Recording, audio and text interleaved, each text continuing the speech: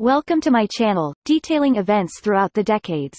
1947. Texas City disaster. On 16 April 1947, at 9:12 in the morning, a fire aboard French freighter, Grand Camp, ignites ammonium nitrate, and other explosive materials while docked in Texas City's port, on Galveston Bay. A massive blast destroys much of the city, and kills nearly 600 people. The port of Texas City had a population of around 18,000 people. It had a wide range of chemical plants and oil refineries. Minor fires and accidents were not uncommon. On 16 April, many people stood watching the blaze aboard the Grand Camp, unaware of the dangers they faced. 27 volunteer firefighters were called to douse out the flames, but the ship was so hot, that the water being put onto the flames, just vaporized.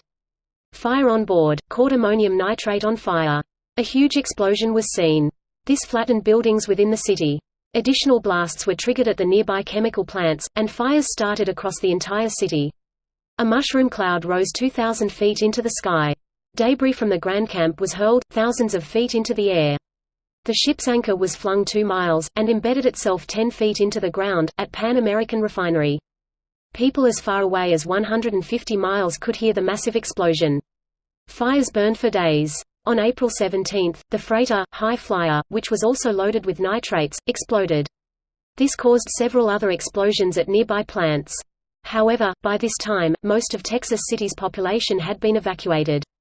By April 18, firefighters had the situation under control.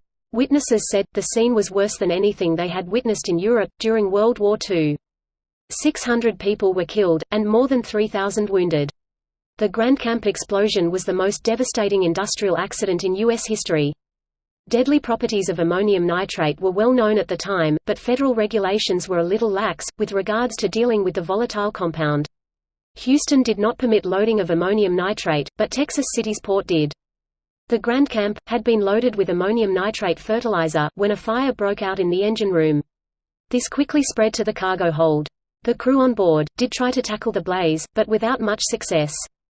The cause of the fire on board the Grand Camp still remains undetermined, but it is thought that it might have been caused by a discarded cigarette from the previous day, smoldering overnight, causing a fire that morning. More than 5,000 people were injured, with 1,784 of these being taken into hospital. More than 500 homes were left destroyed, with 2,000 people left homeless. The damage caused was estimated to be around £100 million. After the disaster, plans were announced to rebuild Texas City. The precise number of dead isn't really known. Some people were classified as missing, while others were not identified. For those bodies which could not be identified, a burial was held for them on the 22nd of June. The Grand Camp's explosion triggered the worst industrial disaster, and resulted in the largest number of casualties in American history. Hundreds of lawsuits were filed as a result of the disaster. On 13 April 1950, the District Court found the United States responsible for a litany of negligent acts of omission, and commission by 168 named agencies, and their representatives. In manufacture, packaging and labeling of ammonium nitrate, compounded by errors in transport, storage, loading, fire prevention and fire suppression. All of which lead to the disaster. On 10 June 1952, U.S. Fifth Circuit Court of Appeals overturned this decision, finding the United States maintained the right to exercise its own discretion in vital national matters. The Supreme Court affirmed this decision.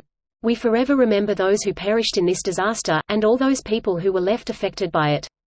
Thank you for watching, and learning about events throughout history.